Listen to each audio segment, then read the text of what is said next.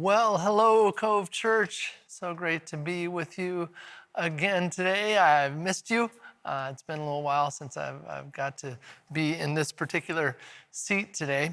And first off, with that in mind, I'd love to just offer thanks to all of our guests and speakers who over the last few weeks have allowed Paula and I to go on our summer vacation, and it also allowed me to do some work with the church planting organization that I lead. So just grateful to all of them. I am grateful for the kindness that those friends offer to me and to our church, and it is a gift that truly makes a profound difference.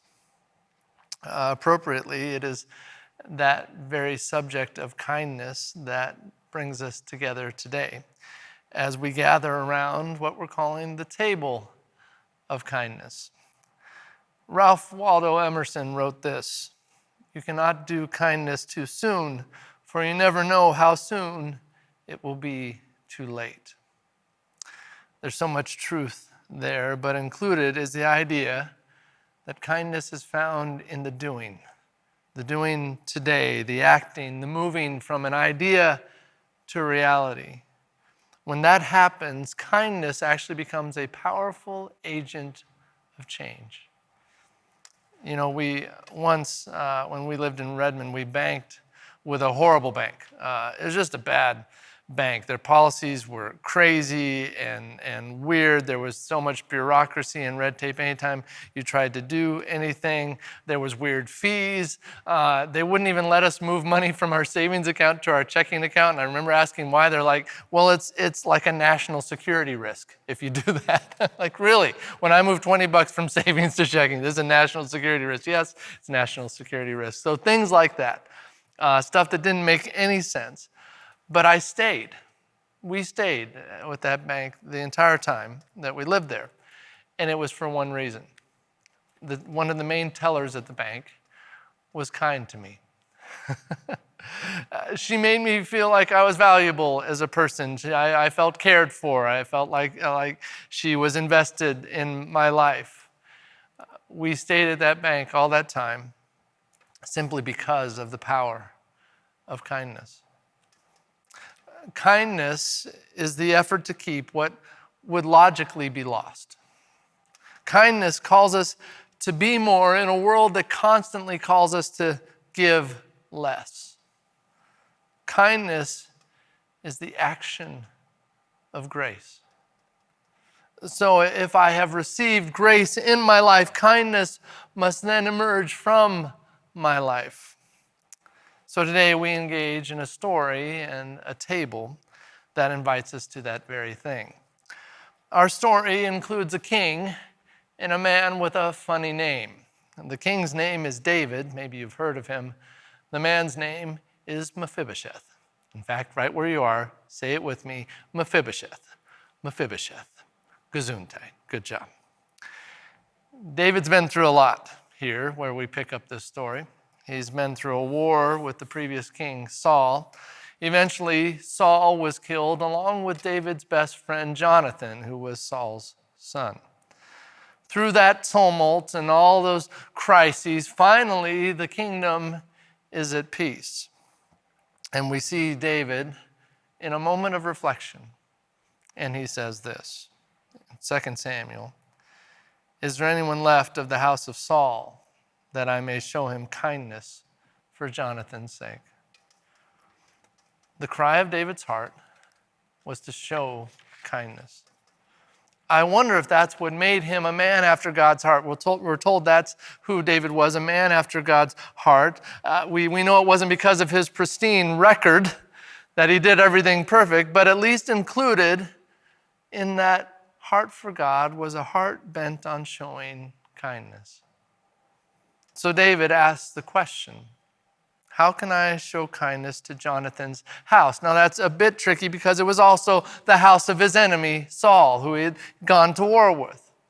And kings usually were not that kind to those they had gone to war with. But he wanted to. Eventually, David got his answer. They said, yeah, there actually is still someone out there that is part of Jonathan's family. There is a son of Jonathan. They said his name is Mephibosheth, and he's crippled in both feet. Now, why was he crippled? Well, the story is told as to why in 2 Samuel chapter 4. Mephibosheth was 5 years old when he found out that his grandfather Saul had died in this war with David, as his father had Jonathan. And in those days, when you got a new regime, when the kingdoms fought and finally the new king got in power, what they would do is they would wipe out the family of the old king. That's how you kind of stayed in power, get rid of all the possible problems. That's what you would do. And so they knew that. And so when they got news that Saul was dead, Mephibosheth is 5 years old. He's just a little boy, and his nurse, his person his nanny person who is taking care of him, picks him up to flee to safety. And in the process of fleeing, she trips, and they both fall, and he falls in such a way that it breaks both his legs permanently, never to be healed again. He never walked again from that moment. Now we pick up the story. Where's Mephibosheth? They find him. He's now a grown man. He's in a place that no one ever would want to live. It's called Lo Debar. No, that's not the 80s soul singer. That's El DeBarge. No, this is Lo Debar. Lo Debar means no pasture. He's living in the last place anyone would ever look for him. Think of Luke Skywalker on the planet Tatooine. They're saying the Empire won't find him here. This is where we'll put him, way out there on the outer rim. That's what Mephibosheth has gone through. He's now a grown man. He's crippled. He's living in a place of desolation, a place of isolation, a place of despair. And what does King David say to all of that? Here's what he says. Go get him. Go get him. Bring him out of that place. Now that is a key for us to hear today, especially if you might feel like you're in a place of desolation. Maybe you feel like you're in a place of isolation. Maybe you're in a place of despair. Maybe you feel like in some way you're living in Lo Debar. Guess what? The King of Kings is coming to get you. God is in pursuit of you today in that place, pursuing you with his kindness. That's what God did, or that's what David did with Mephibosheth. That's what the king did, and that is what the King of Kings does with us. It must have been a very interesting day for Mephibosheth. He's crippled in both feet. He's living like he's in a witness protection program. He's like a refugee in Lo Debar, and he hears a knock on the door. And he opens it to see David's soldiers. The king wants to see you. Whew. I cannot imagine that felt like good news to him. Mephibosheth was just thinking, I'm done. That's it. They have found me here. I'm cashing in my chips. I've popped my clogs. I'm going home in a box. That's it. But he went with them. He had no choice. They take him to the king. He enters the throne room and immediately throws himself down in front of the King David, asking for mercy. And it's almost like you can see King David come and lift up his chin, perhaps even help him up, put him back onto his crutches, saying, I didn't bring you here to show you my vengeance. I brought you here to show you my kindness. Here's David's response.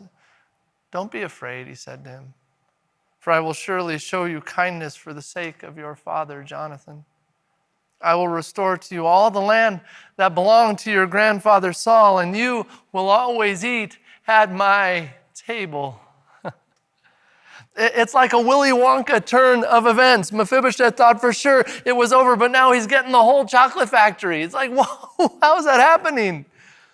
Can you imagine that? Yes, you get the land, and yes, you get forgiveness, but you're invited to the table of the king. I mean, picture that. To hear the grand dinner bell being rung, and there's the gathering in the banquet hall. Here's the family and the most trusted friends of King David begin to file in one by one. You see him, Amnon comes in first. He's so clever, the studious one, the one who knows the books, who knows how to handle the intricacies of kingdom life. He comes and has a seat at the table. Then there's Joab, the general, the leader of the king's armies. He walks tall after years of military experience. He's almost always at salute. Walks to a seat and sits. Next is Absalom, spitting image of his father David, handsome, almost a perfect specimen. He has a seat. And then here comes Tamar, beautiful daughter of the king. It's almost like she floats to her seat at the table. In later years, you would see Solomon come to that table, young, brilliant, slipping from his studies to join the king at his table. They've all gathered around. These are the king's beloved. And then you'd hear it. Down the hall, clunk, clump, slide. Clunk, clump, slide. Clunk, clump, slide. The sound of crutches and the slide of legs no longer able to bear weight. Thump, thump, slide. Clunk, clump, slide. And then Mephibosheth enters the room. He shuffles over to a seat, smiles humbly at the others gathered, and takes his own seat at the table of the king. He takes his seat among the king's children, and the tablecloth of grace covers his broken feet. That's what happens when we find our way to the table of kindness.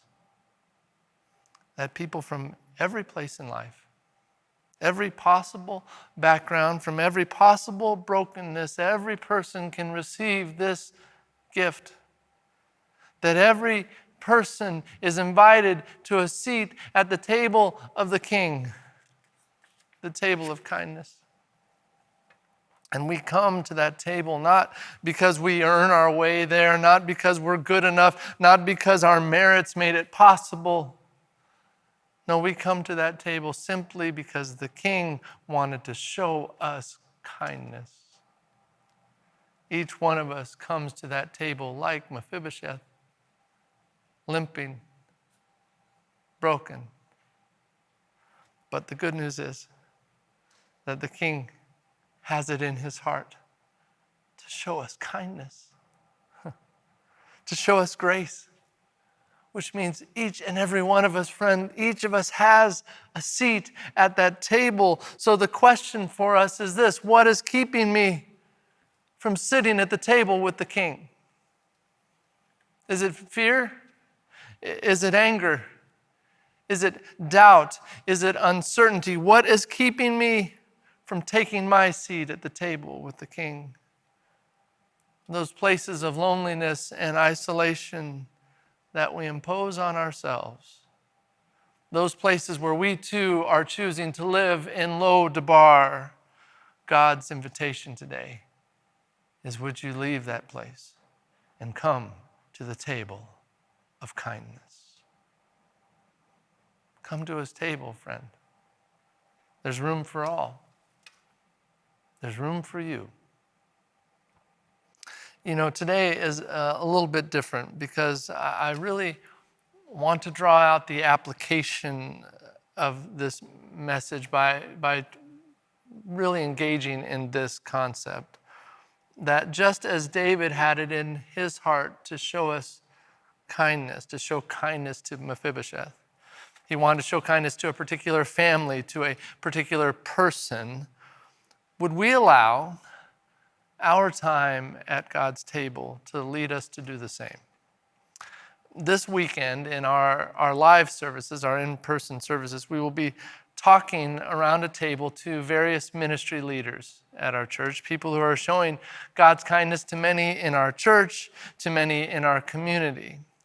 And as a response, we are going to be inviting our church family to find their way to the table.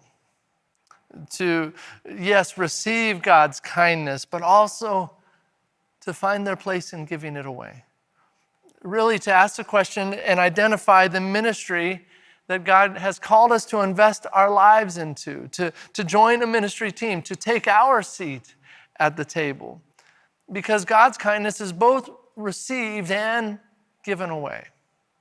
And so for you, our online community, there are ways for you to connect that are very, very real. You can be part of our online prayer ministry and lifting up prayers to minister to the needs of others. You can connect in giving. You can encourage someone through Facebook or through just a simple email. For those who don't live in our area, there are so many ministries, I know, in your town, where you're at, that would love to have you join them at their table. Ministries that address the needs of the homeless community or foster care or recovery ministry or youth ministry. The list goes on and on. So many places to join God's table of kindness, to take our seat there. The question is, will you? Will you take your seat at the table of kindness? My encouragement is, would you ask God today to direct you to the chair at the table that God's prepared for you? Each of us can find God's kindness at this table, but we are then called to give that kindness away. Friend, don't stay in Lodabar. Don't stay isolated. Don't stay separated. Don't stay in that place of no pasture, that place of no growth, of no real life.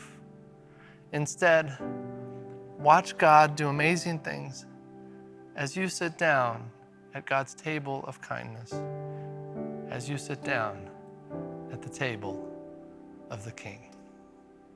Let's pray.